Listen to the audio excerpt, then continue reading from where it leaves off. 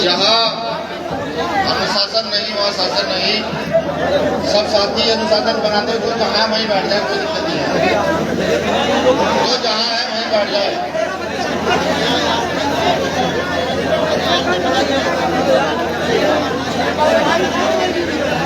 अगले एक मिनट में सब साथी बैठने का काम करें। ये मंचवाड़े में यहाँ बैठ जाओगे, आ जाओगे। जो मंच के पीछे खड़े हैं वो लोग भी आगे आ जाए, यहाँ बैठा कर आगे बैठिए सब लोग। खड़े होना भाई, आपको अलग से कहना पड़ेगा क्या? बैठो आप लोग भी नीचे, बैठो ही नहीं।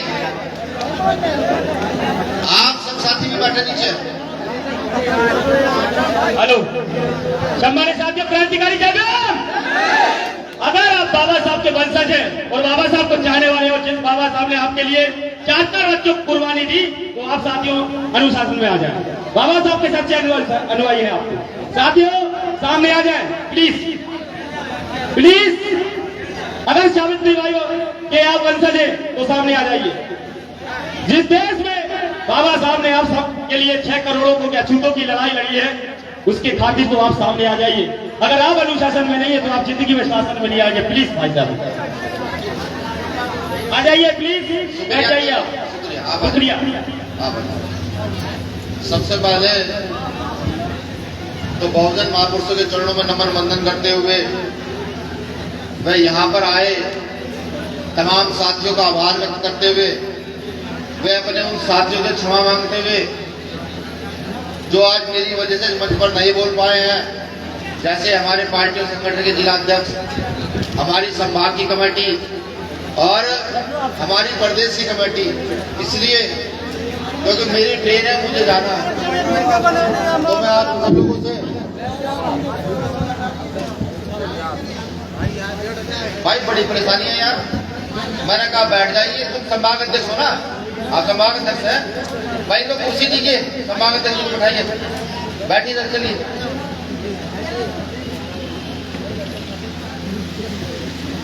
तो तमाम साथियों से माफी मांगते हुए जो मेरी वजह से यहाँ नहीं बोल पाए हैं, क्योंकि उन्होंने मुझे कहा कि भैया आप ही समय ले लीजिए, आप ही बोलकर बता दीजिए कि क्या करना है और कैसे करना। सम्मानित साथियों, इस मंच को सजाने का अधिकार डॉक्टर बाबा साहब अम्बेडकर ने दिया और इस देश में दलित शोषित वंचित को, भाई दूसरा माइक है जिसके पास, तो उसको बंद करो, बंद करो, बंद है।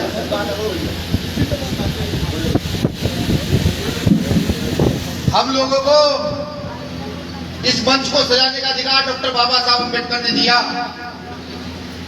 अगर कॉन्स्टिट्यूशन की व्यवस्था देखी जाए तो ये जो बोल रहा हूं, आप जो बैठे हैं, जो मंच सजा है, इसका अधिकार कॉन्स्टिट्यूशन का आर्टिकल 19 देता है। मैं ये इसलिए बता रहा हूं, मैं ये सिर्फ आप ही को नहीं बता रहा हूं, मेरी आवाज जहां तक भी जा रही है, जिस समाज के व्यक्ति तक भी जा रही है, मैं उसे भी बता रहा हूं कि आपको अपनी बात रखने से कोई कानून नहीं रोक सकता, क्योंकि संविधान में प्रावधान है आपको अपनी बात। मैं ये भी जानता हूं कि यहां मंच पर भी और नीचे भी भीम आर्मी के तमाम मजबूत नेता बैठे हुए हैं, जो टिकमगढ़ की व्यवस्था को छोड़िए पूरे मध्य प्रदेश की व्यवस्था को हिलाने का मान रखते हैं, मुझे ये भी पता। और ये भी सुन लीजिए आप कि जो मंच पर जो साथी बैठे हैं, नीचे बैठे हैं, एक दिन ऐसा आएगा, इनमें से कुछ लोग मंत्री होंगे, कुछ लोग विधायक होंगे और इन्हीं में से कोई ना कोई मुख्यमंत्री भी जरूर होगा। समय आता है, लेकिन ताली बजाने से पहले सच सुनना शुरू कीजिए कि सच क्या है। चटकारेदार भाषण दिए जा सकते हैं, नेता आते हैं, हर बार भाषण देते हैं और हम ताली बजाते हैं, नेता को खुश कर देते हैं। ऐसा होता है ना कि आप जब कहीं जाते देखोगे नेताजी आए हैं, अच्छा कुर्ता पजामा पहन करके अच्छी व्यवस्था में बहुत अच्छा भाषण देंगे, आप ताली बजाएंगे, नेताजी चले जाएंगे। हम नेता नहीं है, सबसे पहले तो ये समझ लीजिए, मेरा कोई भी कार्यकर्ता जो रात दिन समाज के लिए मरता है, पिटता है, जेल जाता है, वो नेता नहीं है। वो समाज का समर्पित कार्यकर्ता है। समाज पे के साथ जब जब गलत होता है वो रात को 2 बजे उठ करके भी अपना बिस्तर छोड़ करके थाने कोर्ट कचहरियों में जाता है। वो रात को 2 बजे एसपी से मिलता है कि हमारे समाज के साथ गलत हो रहा है। तो मैंने इसलिए कहा कि मेरा कोई भी कार्यकर्ता नेता नहीं है।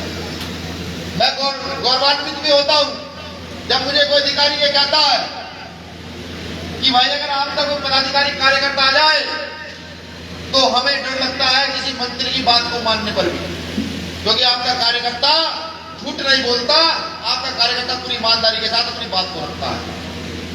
इसी कारण से पूरे मध्य प्रदेश के साथ भारत में भीम आर्मी के कार्यकर्ता की बात को सुना जाता है। अगर भीम आर्मी का कार्यकर्ता किसी अधिकारी को फोन लगाकर कुछ कहता दूसरे प्रदेश के अधिकारी को भी, तो वो भी इसकी बात को आराम से सुनता है, क्योंकि वो जानते हैं कि अगर भीम आर्मी के लोगों की सही बात न मानी गई तो ये भीम आर्मी के लोग फिर झुंड के रूप में आते हैं, पूरी ताकत से आते हैं और व्यवस्था बदलते हैं। तो मैं गौरवान्वित तो अपने कार्यकर्ता हूँ। लेकिन कुछ कमियां जो हम लोगों के अंदर सदियों से रही है, जिन कमियों को आज भी दूर नहीं करना चाहते, वो कमियां क्या है?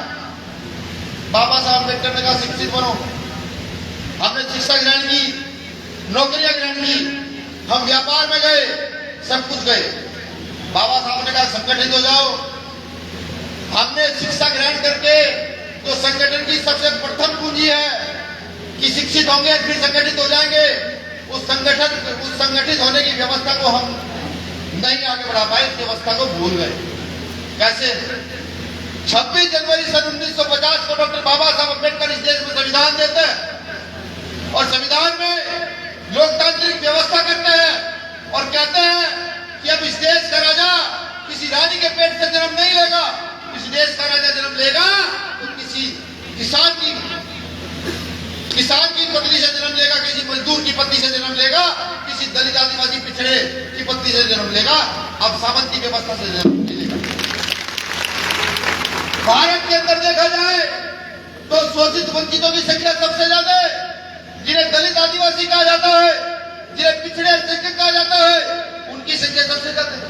और अगर देखा जाए लोकतांत्रिक व्यवस्था में भी इस देश के अंदर वो लोग जिनको कभी अधिकार नहीं मिले वो सबसे ज्यादा है। लेकिन राजपाट किसका है? राज किसके हाथ में है? राजा कौन है?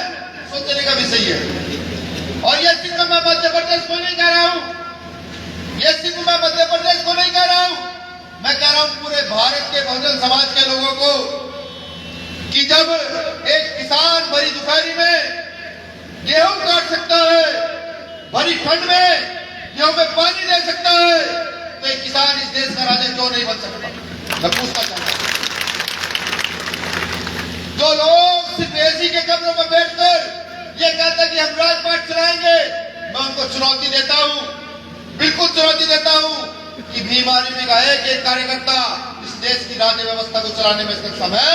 जितनी भीम आर्मी को मौका मिले वो बताएगी कि व्यवस्था कैसे चलेगा। लेकिन आपको भी सुधरना होगा, आपको खुद को बदलना होगा। आज जब जब चुनाव आता है हम कुछ नशे में कुछ रुपयों में बिकने का काम करते हैं, बुरा मत मानेंगे, सत्यता है। हम 5 साल सड़क पर लड़ते हैं, मरते हैं। जब हमारी बेटियों के साथ बलात्कार होता है तो हम सड़कें जाम करते हैं। जब हमारे बुजुर्गों का अपमान होता है, जब हमारी हत्याएं होती है। लेकिन जब ताकत निर्माण की बात होती है, जब शक्ति आने की बात होती है, तब हम चंद रुपयों में बिक जाने का काम करते हैं, दूसरों के सामने झुक जाने का काम करते हैं। अगर आपको यह लगता है कि आप इस देश की व्यवस्था को चला सकते हैं और अगर आपको यह लगता है कि आप यहाँ के राजपाट व्यवस्था को आगे बढ़ा सकते हैं और अगर आपको यह लगता है कि ये देश आपका है, इस देश में जितनी जरूरत रोटी की है उतनी ही जरूरत हॉस्पिटल और स्कूलों की है, अगर आपको ये लगता है तो इस बार बिकिएगा मत। इस बार संगठित होकर मुट्ठी बंद करके खड़े हो जाइएगा और कहिएगा कि हम अब इस देश की व्यवस्था को चलाने के लिए तैयार है, इस देश का नव निर्माण करने के लिए तैयार है। मैं लिखकर देता हूं, जो अधिकारी कर्मचारी आज आपकी बात नहीं सुनते कल वो आपकी चौखट के बाहर खड़े होकर ये कहेंगे, सर बताइए क्या करना। ये ताकत निर्माण कैसे होगी, ये ताकत बढ़ेगी कैसे? ये ताकत बढ़ेगी सिर्फ और सिर्फ संगठन से। ये ताकत बढ़ेगी अगर आप संगठित होंगे तो हर अन्याय अत्याचार का मुंह तोड़ जवाब दे पाएंगे। मैं बार बार एक बात कहता हूं, हमारा काम अन्याय करना नहीं है, ना ही हमारा काम अन्याय सहना। बाबा साहब अम्बेडकर ने कहा है कि 100 दिन भेड़ बकरियों का जीवन जीने से अच्छा है एक दिन शेर का जीवन जिया जाए। उस जीवन के निर्माण की बात मैं कर रहा हूं। आज पूरे देश के अंदर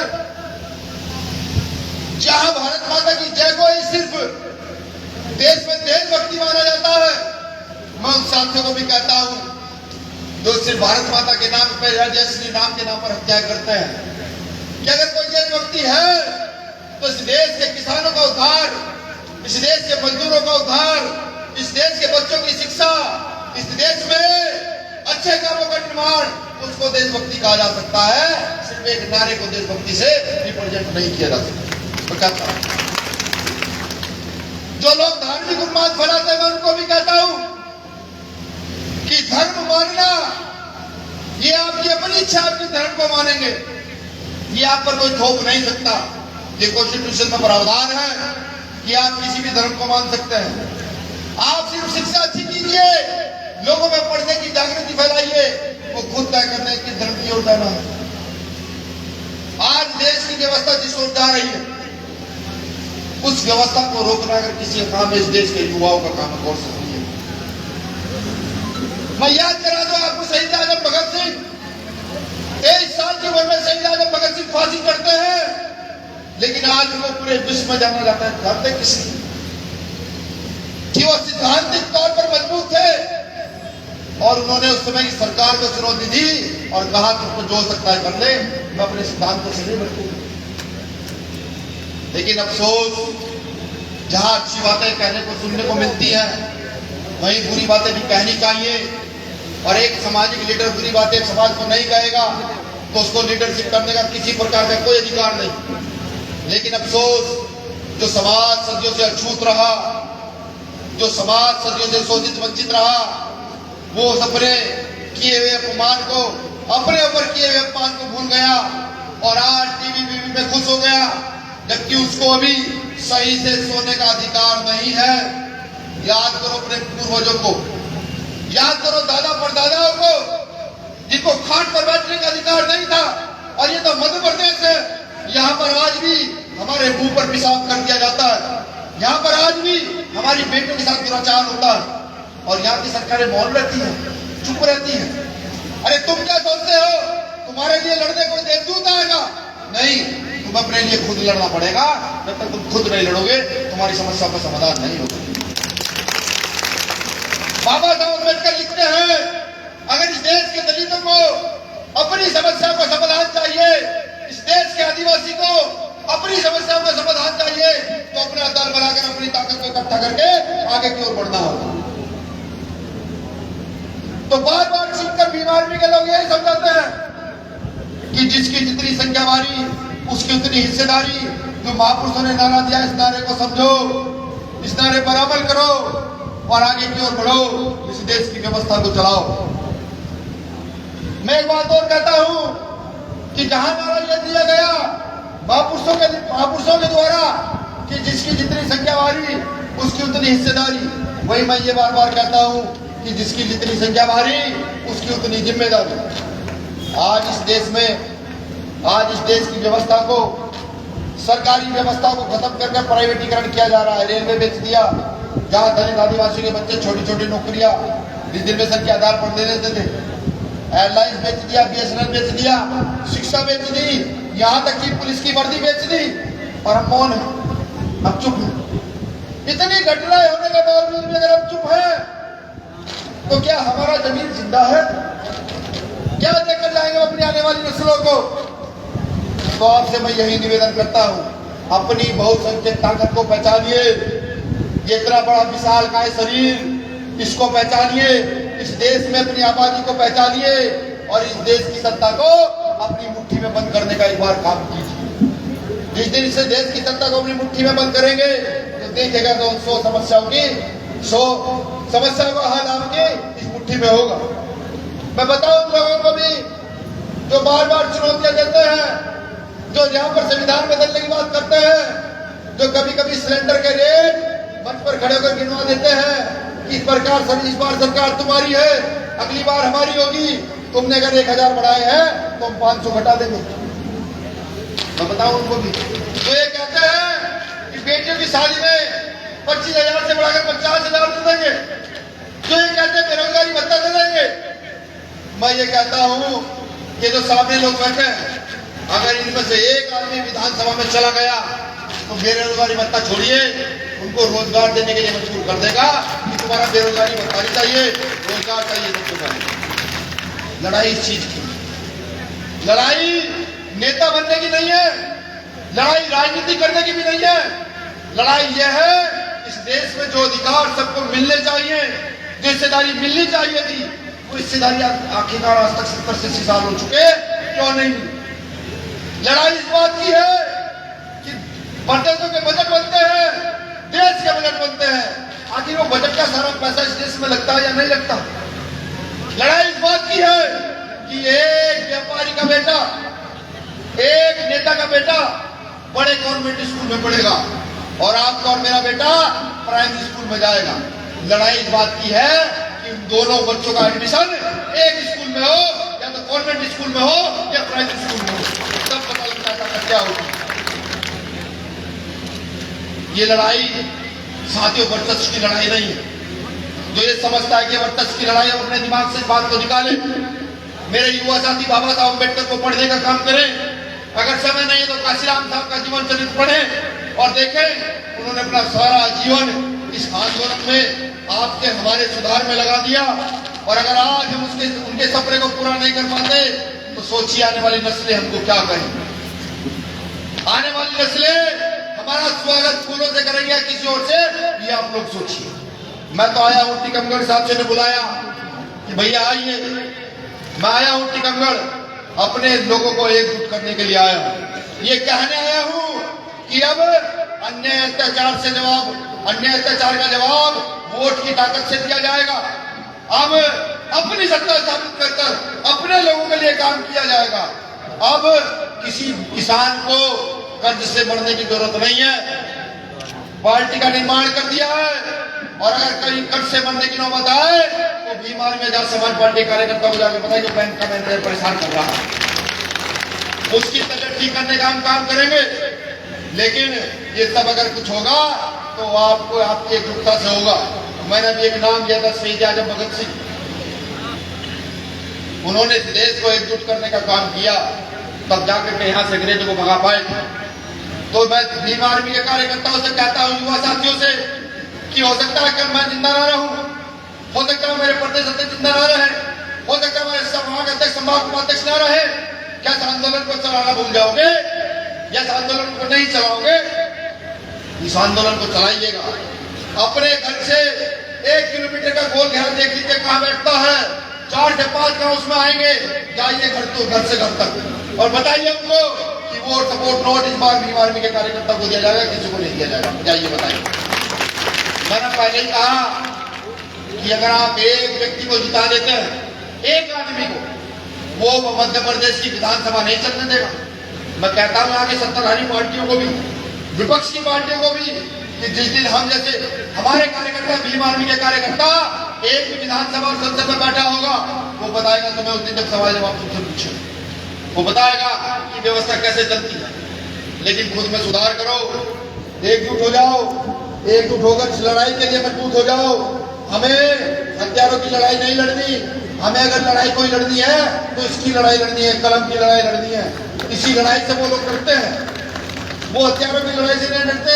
वो जानते हैं हथियार उठाएंगे, वो हमें जेल भिजवाएंगे, वो जानते हैं। लेकिन वो जानते हैं कि अगर हम कदम उठाएंगे तो व्यवस्था बदल देंगे। लेकिन बाबा साहब अम्बेडकर ने इस देश की व्यवस्था को बदला,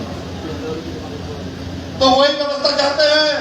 सतगुरु रैदास जी कहते हैं कि 54 राज्य में मिले सबन कौन, छोट बड़े सत्संग में रैदास राय प्रसन्न, ये सतगुरु रैदास जी 700 साल पहले करते हैं, लेकिन आज तक ऐसा राज की स्थापना भारत में नहीं, कल्पना भी नहीं की जा रही है।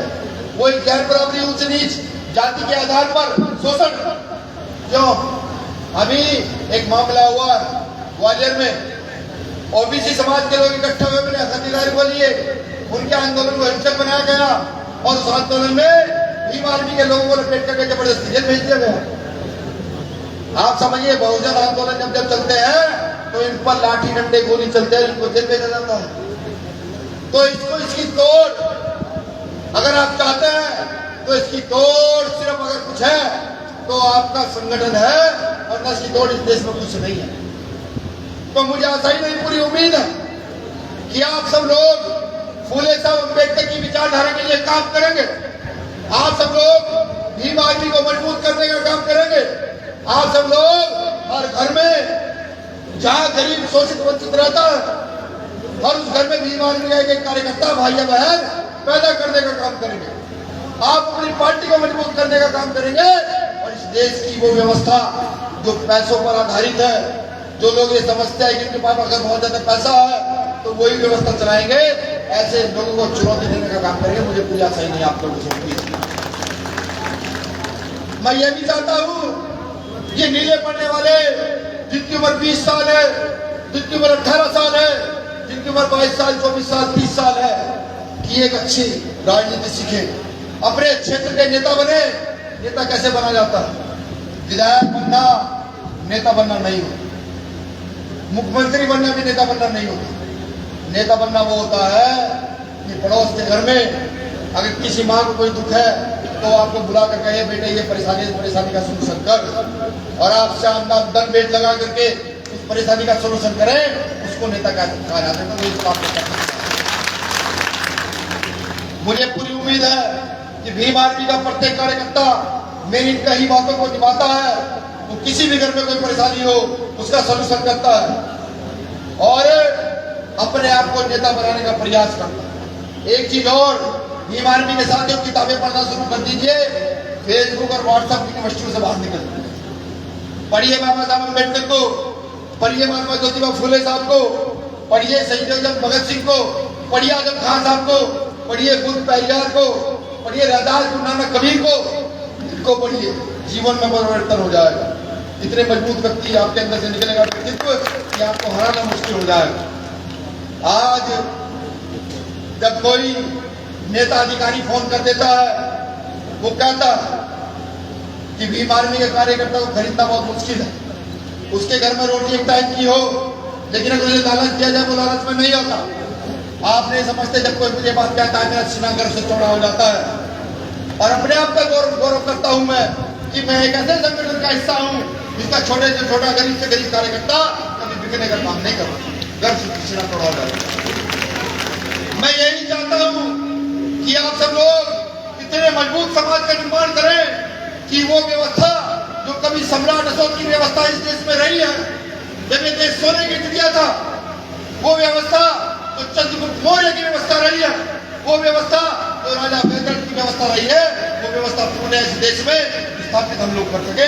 इतनी मेहनत आप लोग कीजिए। मुझे आशा नहीं, पूरी उम्मीद है हमारी प्रदेश कमेटी, हमारी संभाग कमेटियां, हमारी जिले की कमेटियां इस काम को बखूबी कर दिखाएंगी और इस बार मध्य प्रदेश का तख्ता बदलेगा, बिल्कुल बदलेगा। और यही लोग, जो लोग जमीन पर बैठे हैं, यही लोग उनसे सियासत पर बैठने वालों के सियासत को हिलाने का इस बार काम करेंगे।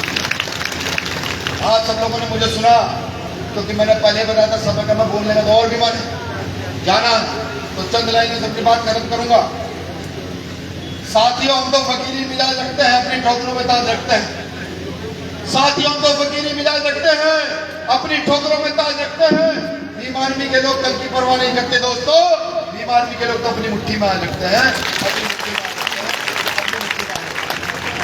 अंत में कल एक महापुरुष का परिनिर्वाण दिवस था। किसका परिनिर्वाण दिवस था कल? अरे तुमसे नहीं पूछ रहा, मैं पूछ रहा हूँ बहनों से, माताएं बहनें बैठी। कल किसका परिनिर्वाण दिवस था? कल मान्यवर काशीराम साहब का परिनिर्वाण दिवस था। जिन्होंने भारत में दलितों के अंदर राजनीतिक चेतना बढ़ाई, जिन्होंने मजदूर, किसान और बहुत गरीब लोगों को भी एमपी विधायक बनाया। कल उनका परिनिर्वाण दिवस था। एक मान्यवर काशीराम साहब का जयकारा इतना जबरदस्त हो जो माननीय टीकमगढ़ के डीएम साहब के कानों तक पहुंच जाए, समझ रहे, मजबूत साहब, मान्यवर काशीराम साहब, मान्यवर काशीराम साहब, मान्यवर काशीराम साहब, जय भीम, जय भीम, भीम आर्मी जिंदाबाद, जिंदाबाद, जिंदाबाद, बाबा साहेब अमर रहे, शुक्रिया। जय भीम, जय जोहार, जय भारत, जय संविधान।